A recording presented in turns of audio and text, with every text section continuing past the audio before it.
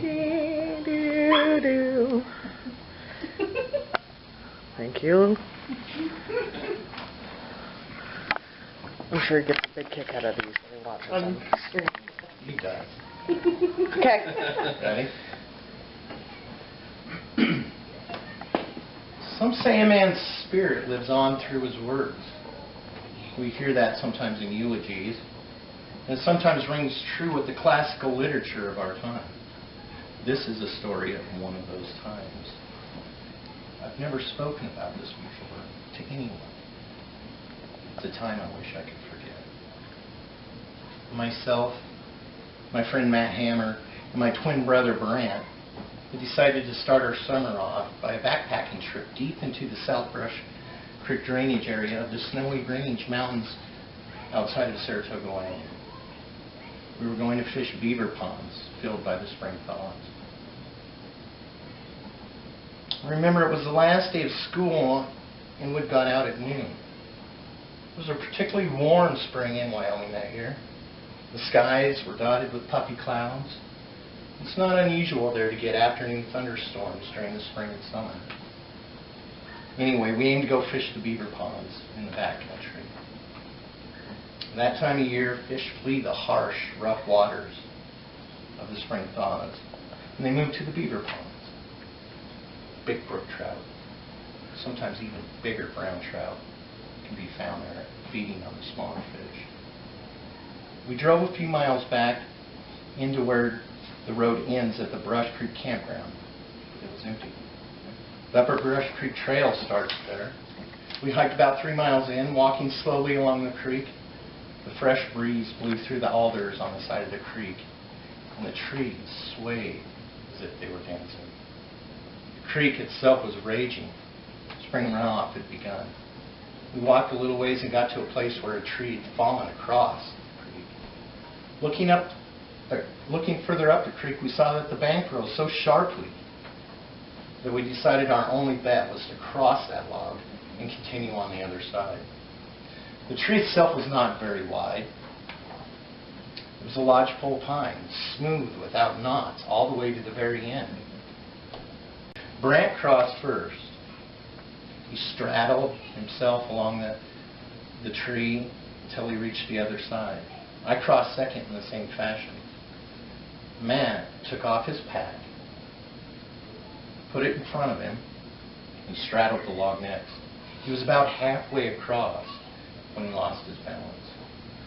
Reaching out to grab the log, his pack tumbled into the raging creek. We watched as it disappeared in the white torrent of water.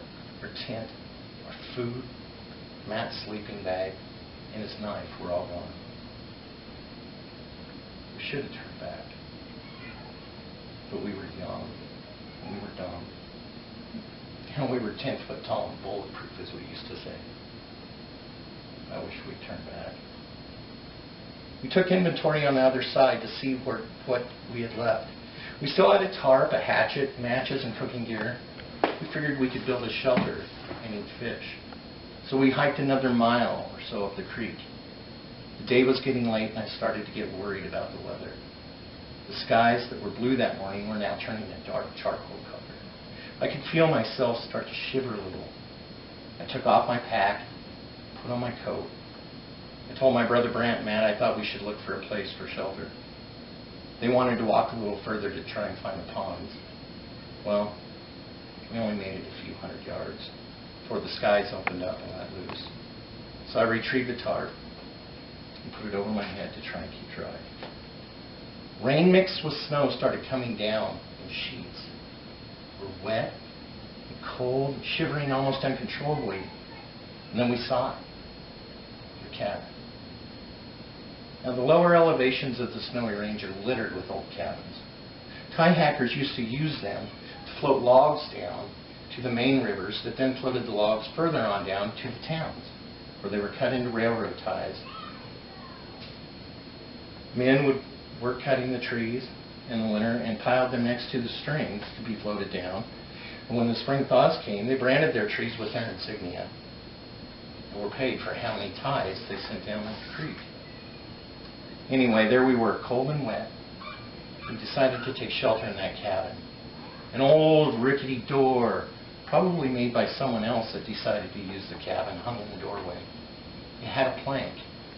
It could be slid across the inside into a latch to keep it shut. The floor of the cabin was littered with trash. The floorboards were old, rotting. They were mostly dry, and we needed a fire. Gaps where the mud seal had long since torn away let the cold air through the walls of the cabin. But it was mostly dry. And an old stove made of cast iron, maybe the original, stood in one corner. There were no windows. We quickly gathered the driest of the wood and placed it in an old cast iron stove in the corner of the cabin. And I lit the fire. We all gathered around the stove to warm ourselves. As the rain and snow continued to fall outside, we talked about childish things, girls, cars, and gossip. We laughed and pondered what our lives would be like. Well, the fire was burning down, and Matt went about the task of ripping up another floorboard in the opposite corner of it to burn. And that's when he found the book. I guess it really wasn't a book, but more like a journal of sorts. Linen pages bound by crude sewing. It was wrapped tightly in an old leather bag, covered by dirt and dust and worn from the years it had laid there. Amazingly, the writing was still visible. Matt opened it to a page near the end of the book. It read, "Returned from the upper part of the creek yesterday, where I'd been forced to take refuge from a spring storm. The mules were in their shack. They appeared disgruntled and shaken. I went into the enclosed portion of the stable, only to find one dead and mutilated. I figured it's the handiwork of a bear or lion. I must work to secure the doors now and lock them in at night. I can't afford to lose my mules." Glenn Bartlett, March 1916.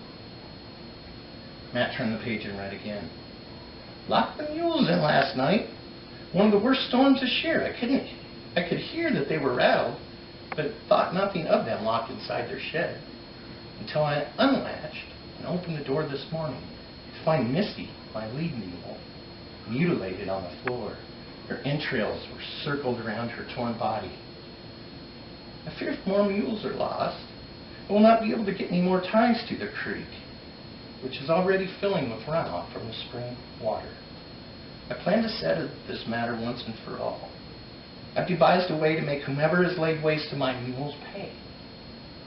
It's unforgivable to steal a man's horse or property. How much more unforgivable an act to open a latch door and kill his mule.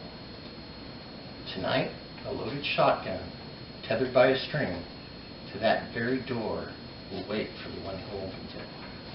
Glenn Bartlett, March 1916. The blood left Matt's face as he turned pale white as he read the last page. "I'm huddled inside this cabin tonight. Another storm has broken out. My pistol waits by my side. Something or someone is pounding on the wall of the cabin.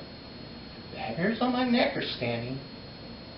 What kind of cruel beast is it that rattles my soul? The mules are excited again. I can hear them. They almost seem to shout in their fear. There's so much commotion going on out there. I can't afford to lose another mule. I'm going out to settle this matter." Glenn Bartlett, March 1916. As the storm intensified, we huddled together next to that fire, with little light to comfort us and only a hatchet for protection. I won't speak of the things that happened during the night, the things we heard. It's enough to say that when we left, as soon as there was enough light to see. We left that place, that cabin, and that creek. None of us ever went back there again. However, I did ask my father, who was a forest ranger, about the cabin in Glen Bartlett. When I mentioned it, his lips grew. "I sought refuge from the storm there too, son. It belonged to a man named Glen Bartlett. His name was carved on the wall." I asked the Bartlett family about Glen. They said their understanding was that he was found dead from a shotgun blast. The mules in the shed in 1916. He was encircled by the remains of his mules. The doors were still latched from the outside. been 28 years now since that trip.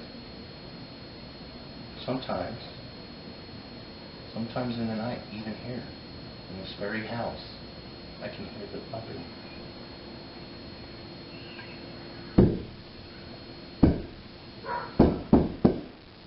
And the door rattling.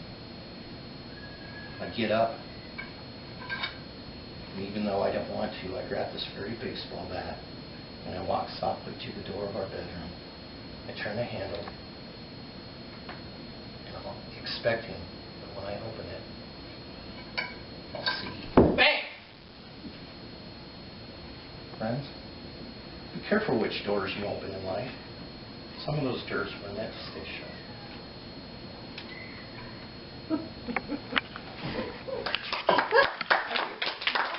So for that one we had to tell either Luke